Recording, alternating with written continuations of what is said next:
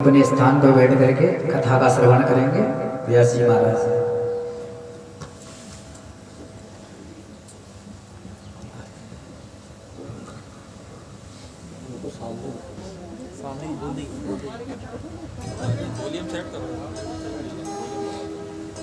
श्री राधे श्री राधे श्री राधे श्री राधे राधे। आप सभी अपनी अपनी जगह पर विराजमान हो जाएं।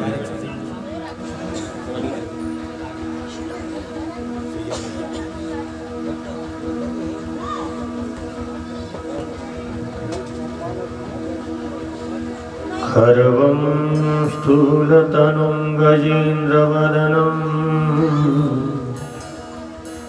लंबोदरं सुन्दरम् प्रस्यन्दनमदगन्धलुब्धमधुप व्यालोलगण्डस्थलम् दन्ताघातविधारितारिरुधिरैः सिन्दूरशोभाकरम् वन्दे शैलसुतासुतं गणपतिं सिद्धिप्रदं कामदम्।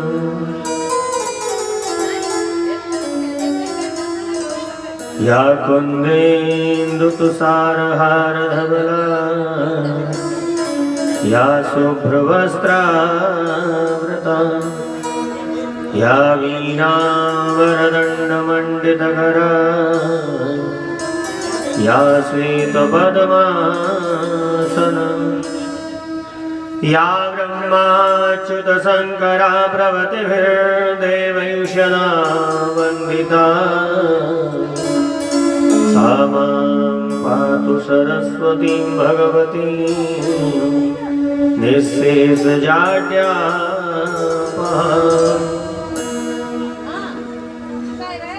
दुर्गे स्मृता हरसिवीतिमशेषजन्तु स्वस्ति स्मृता मतिमतीव शुभां ददासि। दारिद्र्यदुःखभयहारिणका त्वदन्या सर्वोपकारकरणाय सदा चित्ता। भागर्था सम्पृक्तौ भागर्था परिपत्तये जगता पितरौ वन्दे पार्वती परमेश्वरौ। मनोजवं मारुततुल्यवेगं जितेन्द्रियं बुद्धिमतां वरिष्ठम् वातात्मजं वानरयोधमुख्यं श्रीरामदूतं शरणं प्रपद्ये।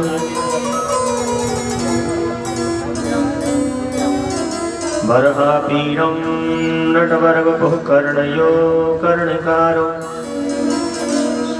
बिभ्रद्भास कनककपिशं वैजयन्तीं च मालाम्। रन्ध्राणवेणुरदरश्रुतया पूरयन् गोपवृन्दैः वृन्दारण्यं स्वपदरमणं प्राविशद्गीतकीर्ति।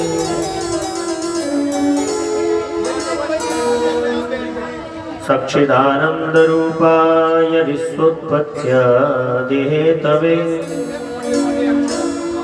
तापत्रयविनाशाय श्रीकृष्णाय वयं नुमः। ध्येयं सदा परिभवग्नभनिष्ठदोषं तीर्थास्पदं शिवविरञ्चिनुतं शरण्यम्। प्रत्यार्तिहं प्रणतपालभवाब्धिपोतं वन्दे महापुरुषते चरणारविन्दम्।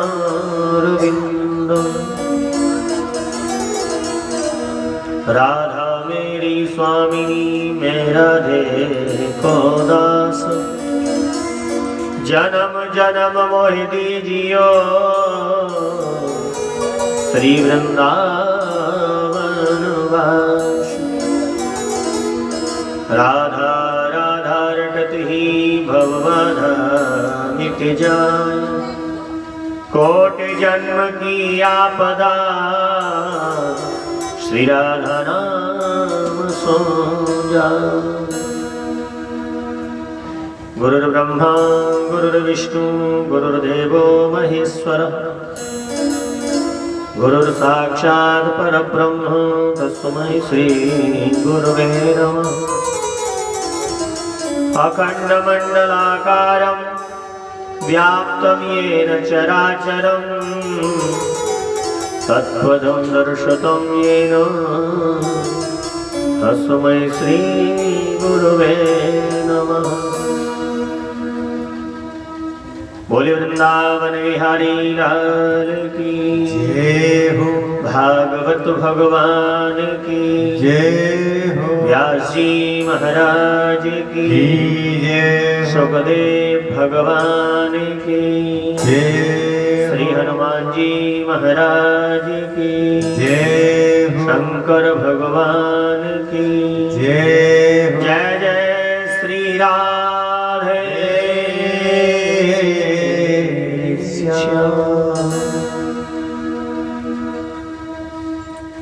भक्ति स्वरूपा माता बहनों एवं ज्ञान वैराग्य स्वरूप समस्त भक्तजनों, आइए भगवत चर्चा करने से पहले हम और आप मिलकर के अपनी आत्मा की पवित्रता, शरीर की शुद्धता, जगत के कल्याण के लिए और अपने मन को भगवान के चरणों में लगाने के लिए थोड़ा सा भगवान का नाम संकीर्तन सभी भक्त बड़े प्रेम से, भाव से और श्रद्धा से करें।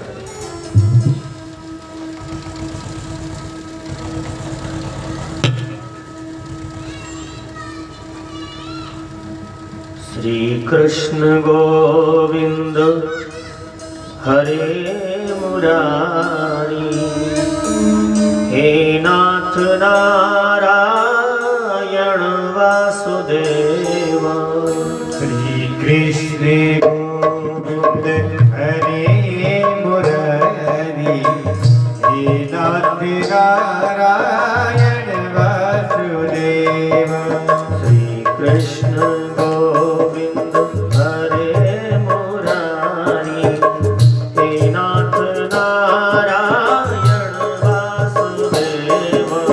श्री कृष्ण गोविंद हरे मुरारी हे नाथ नारायण वासुदेव। कृष्ण गोविंद हरे मुरारी हे नाथ नारायण वासुदेव। श्री कृष्ण गोविंद हरे मुरारी हे नाथ नारायण वासुदेव। हे नाथ नारायण वासुदेव। हे नाथ नारायण वासुदेव। हे नाथ नारायण वासुदेव। हे नाथ नारायण वासुदेव। हे नाथ नारायण वासुदेव। हे नाथ नारायण वासुदेव। हे नाथ नारायण वासुदेव। हे नाथ नारायण वासुदेव। श्री कृष्ण गोविंद हरे मुरारी हे नाथ नारायण वासुदेव।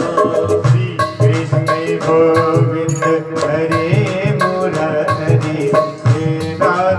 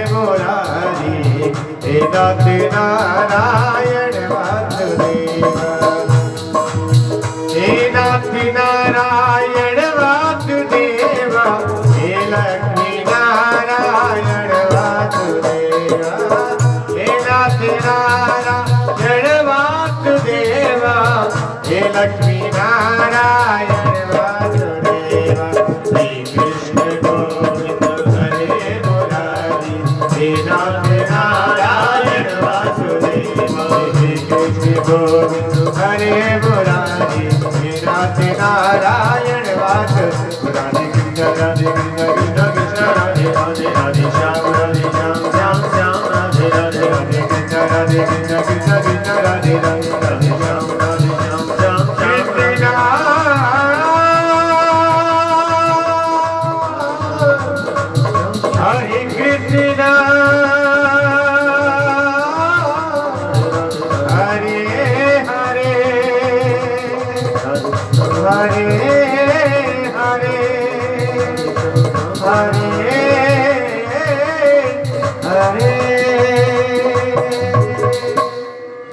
बोले कृष्णचंद्र भगवान की जय। भागवत महापुराण की जय। जय जय श्री राधे।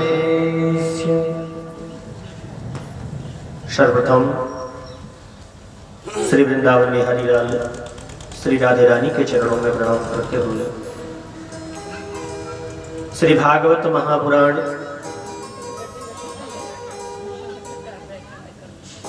श्री भगवान कृष्ण की बांगमयी मूर्ति श्रीमद् भागवत महापुराण के चरणों में प्रणाम करते हुए श्री सुखदेव स्वामी के चरणों में प्रणाम करते हुए श्री हनुमंत लाल के चरणों में प्रणाम करते हुए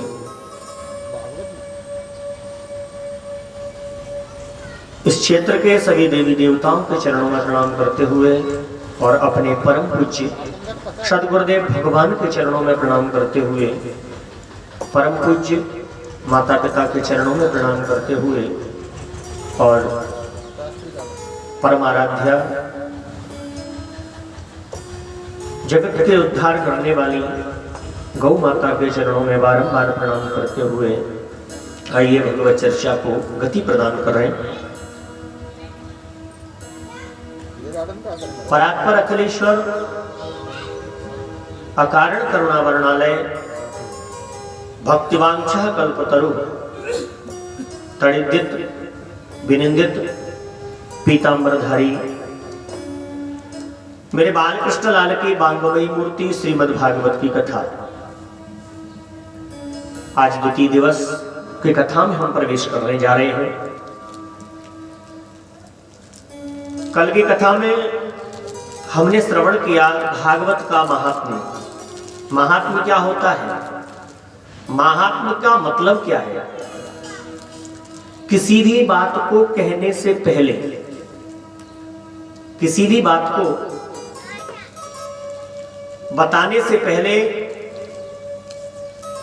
उस बात का महात्म, उस बात के बारे में बताया जाता है कि ये कथा, ये आपको जो बात बताई जा रही है, ये आपको कथा सुनाई जा रही है, वो किस लिए सुनाई जा रही है, इसके सुनने से क्या होगा, किसने इसको सुना, उसके बारे में ये कथा होती है महात्मा की। जैसे आप लोगों ने सत्यनारायण की कथा सुनी होगी। कई लोग कहते हैं महाराज सत्यनारायण की कथा करानी है। आपको एक बात पता है सत्यनारायण की कथा कोई है? कोई कथा है सत्यनारायण भगवान की? नहीं है। आपने कथा कई बार सुनी होगी और कई बार आपने सत्यनारायण की कथा भी कराई होगी, लेकिन सत्यनारायण की कथा में स्पष्ट लिखा हुआ है सत्यनारायण का व्रत, सत्यनारायण भगवान का व्रत करना चाहिए।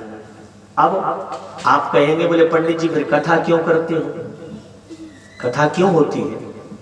बोले कथा सत्यनारायण भगवान का जो व्रत है उसका महात्म है। इस सत्यनारायण की व्रत को करने से हमें क्या मिलता है, हमसे पहले जिसने किया उनको क्या मिलेगा, क्या मिला, इसके करने से क्या लाभ होते हैं, ये सारी बातें हमको उस महात्म में, उस सत्यनारायण की कथा से प्राप्त होती हैं। इसलिए सत्यनारायण का व्रत जब हम करते हैं तब हमें सत्यनारायण की कथा के माध्यम से उस व्रत की महिमा का पता चलता है। उसी प्रकार हमने और आपने कल इस भागवत के महात्म को सुना और इस भागवत के महात्म को सुनने के बाद अब हम कथा में प्रवेश करेंगे, क्योंकि जब तक हमें किसी बात का महत्व मालूम नहीं हो, किसी बात का महत्व मालूम नहीं हो, तब तक हम उस जगह पर या उस स्थान पर, जैसे आज बद्रीनाथ की बात करें या वृंदावन की बात करें, तो जब तक हम वृंदावन के महत्व को नहीं जानेंगे, वृंदावन के महात्म को नहीं जानेंगे कि वृंदावन है क्या, वृंदावन में हम किस लिए जाते हैं, वृंदावन जाने का मतलब क्या है, जब तक हम उस मतलब को नहीं समझेंगे तब तक हम वृंदावन जाकर के भगवान का दर्शन नहीं कर सकते। इसीलिए किसी भी स्थान को जाने के लिए, किसी भी बात को समझने के लिए पहले महात्मा की चर्चा होती है। आपने कल महात्मा में भक्ति महारानी का सुंदर चरित्र श्रवण किया, आपने गोकर्ण जी महाराज का चरित्र श्रवण किया, धुंधकारी की कथा को आपने श्रवण किया। भागवत सुनने का नियम क्या होता है इसके बारे में भी आप लोगों ने सुना। अच्छा एक बात और बताओ, श्रोता 3 प्रकार के होते हैं। श्रोता कितने प्रकार के होते हैं? 3 प्रकार के। कहीं भी कथा हो 3 प्रकार के श्रोता कथा में उपस्थित होते हैं। पहले नंबर के होते हैं कौन? श्रोता, जो प्रेम से आकर के कथा को सुनते हैं, कथा को समझते हैं, सुनते हैं, समझते हैं, उसका रसास्वादन करते हैं, उसका पान करते हैं, वो होते हैं श्रोता। दूसरे नंबर के कौन होते हैं? बोले दूसरे नंबर के होते हैं सरोता। सरोता का काम क्या होता है? सुपारी काटने का। सुपारी काटता ना सरोता, कटर कटर कटर कटर सुपारी काटता रहेगा। ऐसे ही हमारे बीच में भी 1-2 सरोता होते हैं। वो क्या करते हैं, यहाँ आकर के भी अपनी जवान की सरौती को चलाते हैं और सुपारी काटते हैं। काहे की सुपारी काटते हैं? अरे बोले पंडित जी कथा तो बढ़िया कर रहे हैं पर बीच बीच में कहीं दृष्टांत नहीं देते हैं। हाँ बोले ठीक है, पर वो बीच बीच में भजन भी नहीं गाते। बोले व्यवस्था बढ़िया की है लेकिन थोड़ी सी कमी है, यहाँ ये और होना चाहिए था, थोड़ा मंच टेढ़ा है। माने 4 घंटे 5 घंटे जब तक वो कथा में बैठेंगे तब तक ना तो सुनेंगे ना दूसरे को सुनने देंगे और अपनी जवान की सरौती से सुपारी काटते रहेंगे। कहने का मतलब वो यहाँ आकर के कोई ना कोई कमी निकालते रहे। और तीसरे नंबर के होते हैं जिनका तो ठाकुर जी ही रखवाला है, ठाकुर जी की पूर्ण कृपा उनके ऊपर होती है। तीसरे नंबर के होते हैं श्रोता, जो कथा में आएंगे, कथा पांडाल में आकर के ऐसी जगह देखेंगे जहां टिकने की व्यवस्था हो, और टिक करके बैठ गए 4 घंटे, बड़े प्रेम से नींद आती है, बड़े प्रेम से सोते हैं। तो वो होते हैं श्रोता। तो सबसे पहले होते हैं श्रोता, दूसरे नंबर के होते हैं सरोता, और तीसरे नंबर के होते हैं सोता। तो 3 प्रकार के व्यक्ति कथा सुनने के लिए आते हैं और भगवान उन तीनों का उद्धार करते हैं। क्यों? कम से कम उन्होंने इतना समय तो निकाला कि वो कथा में आकर के बैठे। अरे कथा में आकर के सो जाना भी बहुत बड़ी बात है, ये भी पुण्य की बात है। क्यों? घर में अच्छी नींद नहीं आती है, घर में अच्छी नींद नहीं आती। क्यों? कोई ना कोई बात ऐसी चल जाती है। तो इसीलिए कथा में आकर के सोना भी ये भगवान की कृपा है। अब देखो, सोना भगवान की कथा में या भगवान के भजन में जो नींद आती है ना, उसका एक कारण और भी है। उसका कारण है कुंभकर्ण की पत्नी निद्रा देवी। जिस समय भगवान ने कुंभकर्ण को मार दिया था, तो कुंभकर्ण की पत्नी आई भगवान के पास, बोले अब मैं तुम्हें नष्ट करूंगी। भगवान बोले तुम मुझे नष्ट करोगी? बोले हाँ। कैसे? अरे बोले मुझे पता है कि तुमको शक्ति कहां से मिलती है। बोले कहां से? आपको शक्ति मिलती है जब आपके भक्त आपका भजन करते हैं, आपका पूजन करते हैं, आपकी कथाएं सुनते हैं, उससे आपको बल मिलता है। जब मैं उसको नष्ट कर दूंगी, जब कोई आपकी कथा नहीं सुनेगा, कोई आपका भजन नहीं कर पाएगा, कोई आपके नामों का गुणगान नहीं कर पाएगा, तो आपकी शक्ति खत्म हो जाएगी, और आपकी शक्ति खत्म हो जाएगी तो आप भी खत्म हो जाओगे। तो भगवान ने कहा, बोले ठीक है ऐसा ही करो। तो वो निद्रा देवी जो है कुंभकर्ण की पत्नी, जब हम कोई भजन करने बैठते हैं, कोई कथा सुनने बैठते हैं, तो वो हमारे सिर पे आकर के बैठ जाती हैं, और सिर पे आकर के जब बैठती हैं तो हमें नींद आती है। अक्सर कर आपने देखा होगा, जब हम घर में माला लेके बैठते हैं, आंख बंद करके जब भजन कर रहे होते हैं ना, तो एक झटका तो लग ही जाता है नींद का। जब कथा सुनने बैठते हैं तो नींद आई जाती है। तो वो नींद जो आती है उसमें दोष हमारा नहीं है, दोष है निद्रा देवी का। निद्रा देवी आती हैं और वो अपने प्रभाव को दिखाती हैं, हमें नींद आ जाती है। इसीलिए बीच बीच में जयकारे लगाए जाते हैं और बीच बीच में भजन भी कराया जाता है, जिससे आलस दूर हो जाए और निद्रा देवी यहाँ से पलायन कर जाए, भाग जाए। प्रेम से बोलो राधे राधे। तो भागवत की कथा को श्रवण करने से पूर्व हमने महात्मा को सुना। और भागवत क्या है? मैंने कल भी आपको बताया कि भाग्योदयेन बहुजन्म समर्जितेन सत्संगमं च लभते पुरुषो यदा वै। हमारे करोड़ों जन्मों के जब भाग्य उदय होते हैं, तब हमें जाकर के श्रीमद् भागवत की कथा सुनने को प्राप्त होती है। अब यहाँ एक बात और आती है, कई विद्वान कहते हैं, बोले महाराज भागवत सुनने का विषय नहीं है। तो बोले भागवत तो पीने का विषय है। बिल्कुल सही बात है। भागवत के अंदर सुखदेव स्वामी कहते हैं कि निगम कल्पतरुर गलितम फलम सुखमुखा द्रवमृत संयुतम पिबत भागवतम रसमालयम मुहुरहो रसिका भुवि भावुकः। बोले क्या है भागवत? निगम कल्पतरोर गलितम फलम। निगम माने होता है वेद। वेद रूपी जो वृक्ष है, उस कल्प वृक्ष का पका हुआ फल है श्रीमद् भागवत। वेद रूपी कल्प वृक्ष का पका हुआ फल श्रीमद् भागवत की कथा। अब ये फल कैसा है? बोले गलितम फलम, पका हुआ फल है। अब फल पका हुआ है ये तो ठीक है, लेकिन ये फल मीठा है कि नहीं है, इसकी क्या गारंटी है? लेकिन भागवत कहती है इसकी गारंटी है, सुख मुखाद द्रव अमृत संयुतम। ये जो भागवत की कथा है, भागवत रूपी जो फल है, ये बहुत मीठा है, अमृत के समान मीठा है।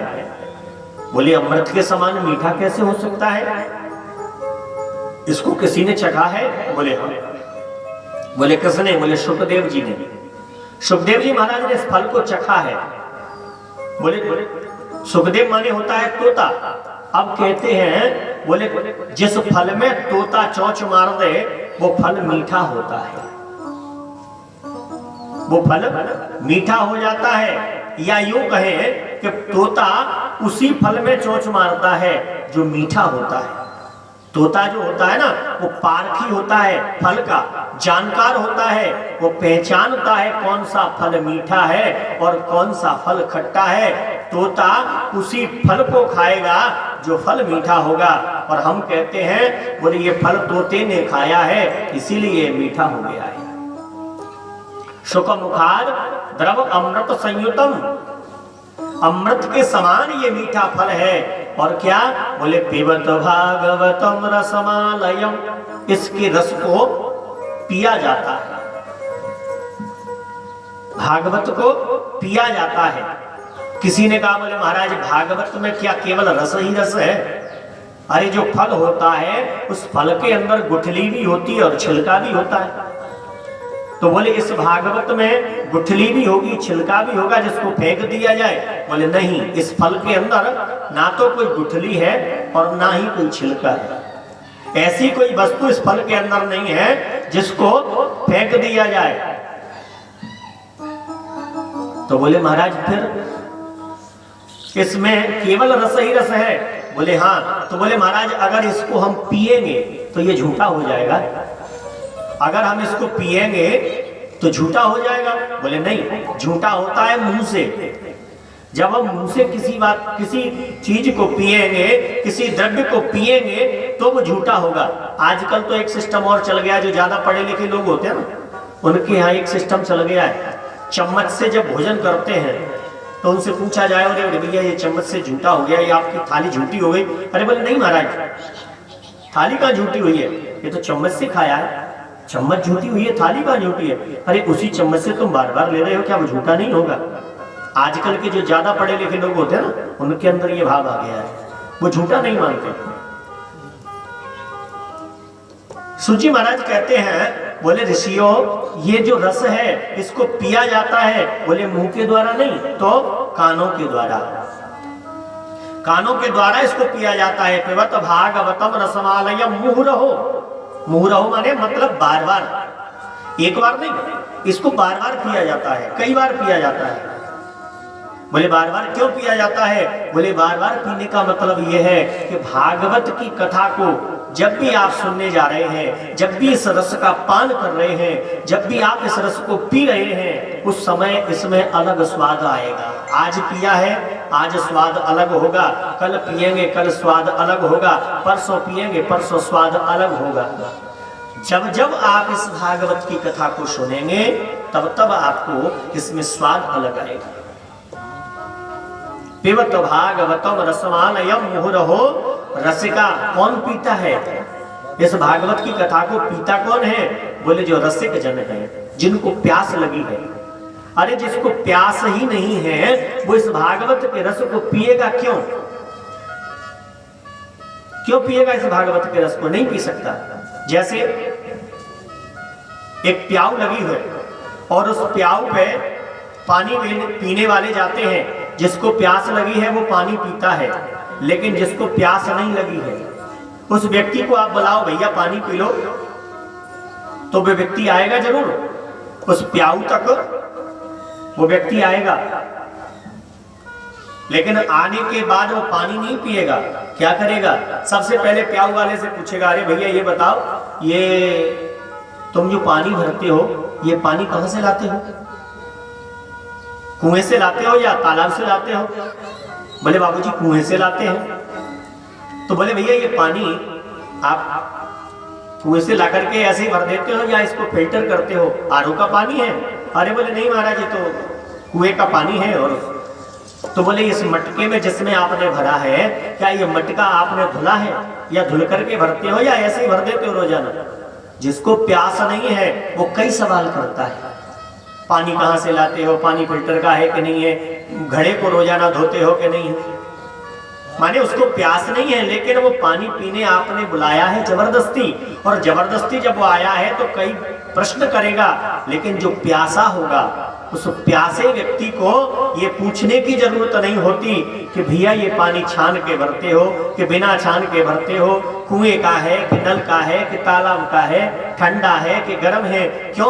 उसको तो प्यास लगी है, और प्यास जिसको लगी है वो व्यक्ति कभी सवाल नहीं करता, वो तो आकर के डायरेक्ट पानी पीता है।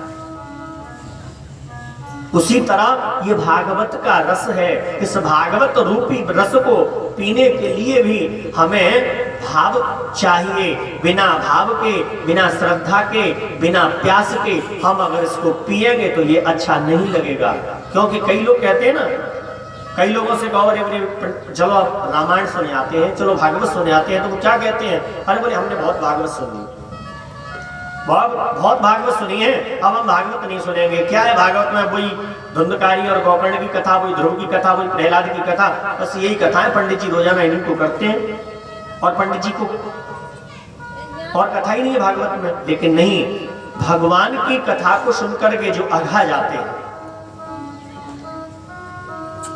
वो इस भागवत के रस को जान नहीं पाते, इस भागवत के मर्म को जान नहीं पाते, इस भागवत के महात्म को जान नहीं पाते। तुलसीदास जी ने भी अपने सुंदर शब्दों में वर्णन किया है, राम कथा सुन जे नर गाई, राम कथा सुन जे नर गाई, राम कथा सुन जे नर गाई, राम कथा सुन जे नर गाई, रस विशेष जाना तिन नाई, रस विशेष जाना तिन नाई, रस विशेष जाना तिन नाई, रस विशेष जाना तिन नाई। राम कथा सुन जे नर गाई, और रस विशेष जाना तिन नाही। भगवान की कथा को सुनकर के जो व्यक्ति ये कहता है बोले हमने बहुत कथाएं सुनी, अब कोई कथा नहीं सुननी, तो समझ लो उसने कोई रस जान नहीं पाया, उसने कोई कथा का महत्व, भागवत का महत्व उसने समझ ही नहीं पाया। इसीलिए इस भागवत के रस को कानों के द्वारा पान किया जाता है। पिबत भागवतम रसमालयम मुहुरहो रसिका भुवि भावुकः। जो भावुक लोग होते हैं, जो भगवान के प्रति प्रेम रखते हैं, केवल वही इस भागवत की कथा को समझ सकते हैं। क्योंकि भगवान स्वयं कहते हैं भाव कुभाव अनख आलस हो, और नाम जपत मंगल दस हो। जो भाव से जपता है, ये तो कलयुग की व्यवस्था है। कलयुग में भगवान ने ये बहुत बड़ी व्यवस्था कर दी, बोले आप भाव से जपो, कुभाव से जपो, आलस से जपो, जैसे भी जपो, लेकिन मेरा नाम जपो, मेरी कथाओं को सुनो, मेरे नामों का श्रवण करो। जब तक हमारे अंदर भगवान के प्रति प्रेम नहीं होगा, भगवान के प्रति भाव नहीं होगा, तब तक भगवान प्रकट नहीं हो सकते। इसीलिए जब भाव आ जाएगा तो इस भागवत के रस को पीने में बड़ा आनंद आएगा।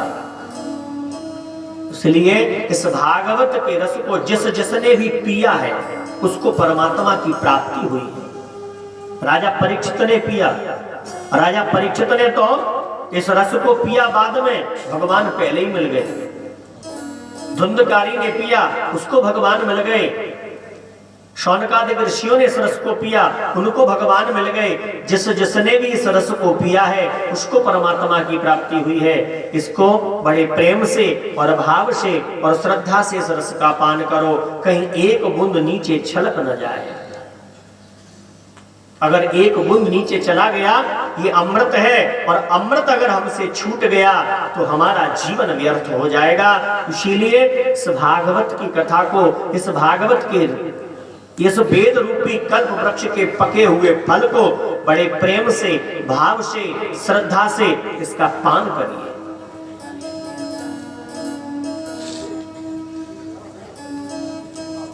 श्री सुखदेव स्वामी राजा परीक्षित को श्रीमद् भागवत की कथा सुना रहे हैं, और भागवत के प्रथम श्लोक में आज भगवान की स्तुति करते हैं।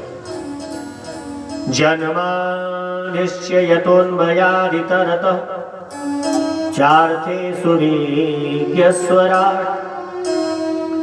तेने ब्रह्महृदाय यादिकवये मुह्यन्ति सूरयः तेजो वारिमृदां यथा विनिमयो यत्र सर्गो मृषा धाम्ना स्वेन सदा निरस्तकुहकं सत्यं परं धीमहि। भगवान की स्तुति की। बोले जन्माद्यस्य यतोन्मयाद् परतः, जो जन्म से पहले भी है, जन्म के बाद में भी है, जिसका कभी जन्म नहीं होता, जिसका कभी अंत नहीं होता, जो आदि में भी है, मध्य में भी है और अंत में भी है, ऐसे परमात्मा। चार्थेषु विज्ञस्वराट्, इस संसार को प्रकाशमय करने वाले, इस संसार को प्रकाशित करने वाले ज्योतिर्मय भगवान, ऐसे परम तेजस्वी परमात्मा को हम बारंबार नमस्कार करते हैं। कैसे है परमात्मा? बोले सत्यम परम धीमहि, जो सत्य स्वरूप है। अब सत्य क्या है? मैंने कल भी आपको बताया सत्य क्या है। ये संसार सत्य नहीं है, ये परिवार सत्य नहीं है, सत्य है केवल परमात्मा। सत्यम परम धीमहि, जो सत्य है उसी को हम नमस्कार करते हैं। अब यहाँ व्यास जी ने किसी का नाम लेकर के नमस्कार नहीं किया, न कृष्ण का नाम लिया, न राम का नाम लिया, न हनुमान जी का नाम लिया, न शंकर जी का नाम लिया, न ही किसी देवी देवता का नाम लिया, केवल नाम लिया क्या? सत्यम परम धीमहि, जो सत्य है उसी को हम नमस्कार करते हैं। अब कोई कहे बोले भागवत तो केवल कृष्ण को मानने वालों, कृष्ण को मानने वालों के लिए है, जो कृष्ण को मानते हैं उनके लिए भागवत है। अरे तो कृष्ण को मानने वालों के लिए अगर भागवत है तो क्या राम सत्य नहीं है? तुलसीदास जी ने लिखा है ना रामायण में, सत्य सत्य पुनः सत्य कहानी। रामचरितमानस के अंदर आया है तो सत्य कौन है? भगवान राम भी सत्य है, भगवान कृष्ण भी सत्य है। अब कोई कहे बोले ये शंकर जी के लिए नहीं है, शंकर जी का इसमें कोई नाम नहीं है। बोले क्यों नहीं है? सत्यम परम धीमहि, क्या भगवान शंकर सत्य नहीं है? बोले हैं। आपने सुना होगा सत्यम शिवम सुंदरम, सत्य ही शिव है, शिव ही सुंदर है, तो भगवान शंकर भी सत्य है। इस भागवत के अंदर अगर कोई ये कहे बोले ये तो केवल हिंदुओं का है, तो बोले हिंदुओं का भी नहीं है, ये तो हर संप्रदाय वालों का है, चाहे वो जैन संप्रदाय से हो, चाहे वो ईसाई संप्रदाय से हो, चाहे वो हिंदू धर्म से हो, चाहे वो मुस्लिम धर्म से हो, चाहे वो जैन धर्म से हो, किसी भी धर्म का हो, ये भागवत सबके लिए बनी है। इस भागवत में केवल एक ही स्तुति की गई है, बोले क्या? सत्यम परम धीमहि, जो सत्य है उसी की स्तुति है। और सत्य है केवल परमात्मा। आज हम उस परमात्मा को चाहे कृष्ण कह लें, चाहे राम कह लें, चाहे ईसाई कह लें, चाहे जैन धर्म वाले। जैन धर्म कहां से चला? जैन धर्म भी तो हमारे विष्णु भगवान के अवतार से चला है। ऋषभ देव की कथा जब आएगी वहां से जैन धर्म चला है। तो जितने भी धर्म बने हैं, जितने भी ये धर्म जो चल रहे हैं, ये हमारे परमात्मा के द्वारा, हमारे प्रभु के द्वारा ही बने हुए हैं, हमारे प्रभु के अवतारों से ही बने हुए हैं। ये धर्म तो हमने और आपने बना लिए हैं, हमने आपने अलग अलग धर्मों को अपना लिया है, लेकिन धर्म तो केवल एक ही है और वो है सत्य सनातन धर्म। आदि अनादि काल से चला आ रहा सत्य सनातन धर्म ही हमारा परम धर्म है। इसलिए यहाँ पर स्तुति की गई है सत्यम परम धीमहि, जो सत्य है उसी की स्तुति की गई है।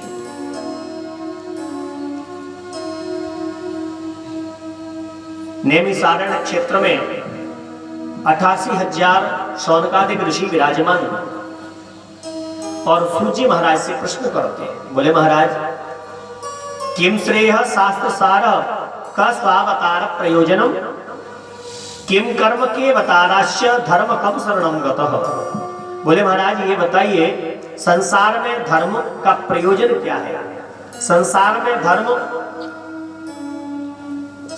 में भगवान कृष्ण के प्रति निश्चल भक्ति उत्पन्न करना क्या धर्म है? अर्थ का उद्देश्य धर्म है क्या? सांसारिक सुख का संग्रह करना धर्म है? बोले महाराज धर्म क्या है? और इस धर्म की रक्षा के लिए हमने सुना है कि भगवान बार बार जन्म लेते हैं, तो भगवान का अवतार किस कारण से होता है, किस लिए होता है, ये सब हमें बताने की कृपा करें। क्योंकि हमने सुना है कि परित्राणाय साधूनां विनाशाय च दुष्कृतां धर्म संस्थापनार्थाय संभवामि युगे युगे। सूत जी महाराज कहते हैं, ऋषियों, परित्राणाय साधूनां विनाशाय च दुष्कृतां, जब धर्म की हानि होती है, असुरों का बाहुबल जब बढ़ जाता है, तब धर्म की रक्षा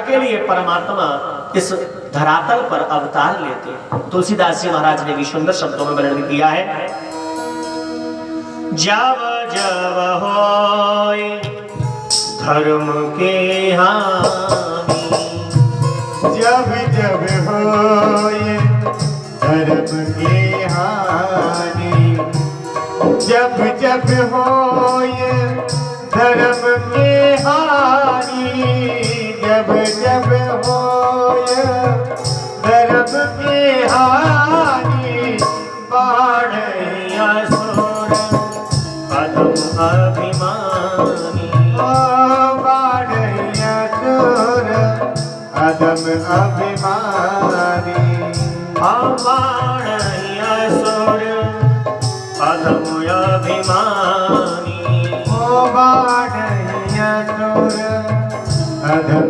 अभिमानी।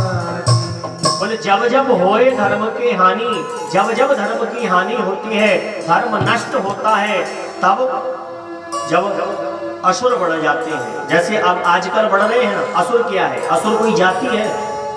असुर कोई जाति नहीं है। राक्षस कोई जाति नहीं है, राक्षस कोई समाज नहीं है। हम और आप ही दैत्य हैं और हम और आप ही देवता हैं।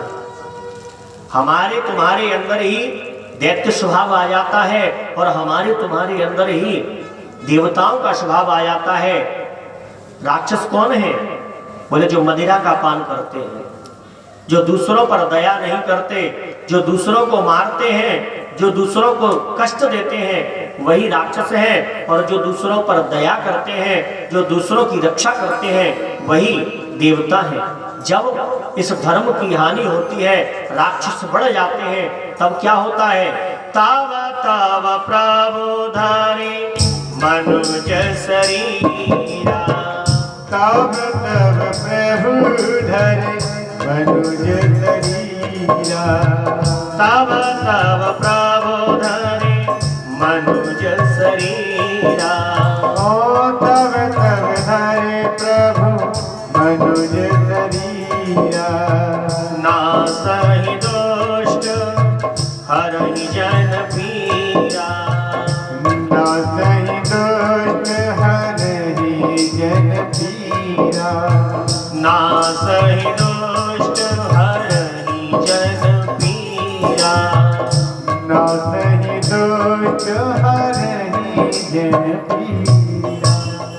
बोले जब धर्म की हानि होती है, राक्षस बढ़ जाते हैं, तब तब प्रभु धरे विविध शरीरा, तब भगवान अनेकों रूप धारण करके इस संसार में आते हैं और संसार में आकर के नासहि दुष्ट हरहि जन पीरा, दुष्टों का संहार करते हैं और भक्तों की रक्षा करते हैं, धर्म की रक्षा करते हैं। और धर्म की रक्षा परमात्मा करने के लिए इस संसार में आते हैं। अब हम और आप कहते हैं, बोले परमात्मा हमारे घर तो कभी आते नहीं, कभी हमने तो भगवान को देखा नहीं, लेकिन हमारे घर भगवान आएंगे कब? हमारे घर में भगवान क्या ऐसे ही आ जाएंगे? अरे हमारे घर को भगवान के लायक तो बनाओ। भगवान मंदिर में आते हैं, घर में नहीं आते। और घर में कब आएंगे? जब घर साफ सुथरा होगा, घर में सफाई होगी, तब परमात्मा आएंगे। ऐसे ही थोड़ी परमात्मा आ जाते हैं। कब आते हैं परमात्मा? और भगवान क्यों नहीं आते हमारे घर में? उसका कारण क्या है? उसका कारण है हमने आंगन नहीं बुआरा, हमने आंगन नहीं बुआरा, कैसे आएंगे भगवान, कैसे आएंगे भगवान। हमने आंगन नहीं बुहारा, हमने आंगन नहीं बुहारा, कैसे आएंगे भगवान, कैसे आएंगे भगवान। हमने आंगन नहीं बुआरा, हमने आंगन नहीं बुआरा, कैसे आएंगे भगवान, कैसे आएंगे भगवान। तो हमने आंगन नहीं बुहारा, हमने आंगन नहीं बुहारा, कैसे आएंगे भगवान, कैसे आएंगे भगवान। चंचल मन को नहीं संवारा, चंचल मन को नहीं संवारा, कैसे आएंगे भगवान, कैसे आएंगे भगवान। और चंचल मन को नहीं संभाला, चंचल मन को नहीं संभाला, कैसे आएंगे भगवान, कैसे आएंगे भगवान। जय हो।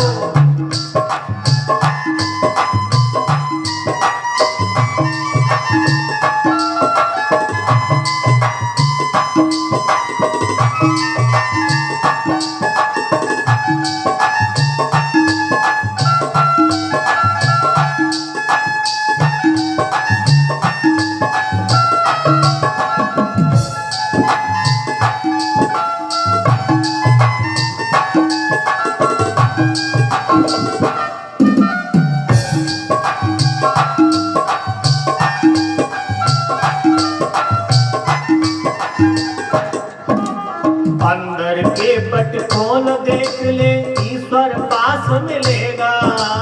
अंदर के पट खोल देख ले, ईश्वर पास मिलेगा। अंदर के पट खोल देख ले, ईश्वर पास मिलेगा। अंदर के पट खोल देख ले, ईश्वर पास मिलेगा। हर प्राणी में है परमेश्वर का आभास मिलेगा।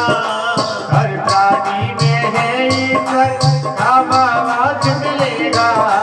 हर प्राणी में है परमेश्वर का आभास मिलेगा। हर प्राणी में है परमेश्वर का आवाज मिलेगा। सच्चे मन से नहीं पुकारा, ये नहीं पुकारा, सच्चे मन से नहीं पुकारा, सच्चे मन से नहीं पुकारा। कैसे आएंगे भगवान, कैसे आएंगे भगवान। ओ कैसे आएंगे भगवान, कैसे आएंगे भगवान। हमने आंगन नहीं बुआरा, हमने आंगन नहीं बुआरा, कैसे आएंगे भगवान, कैसे आएंगे भगवान। ओ कैसे आएंगे भगवान, कैसे आएंगे भगवान। जय हो।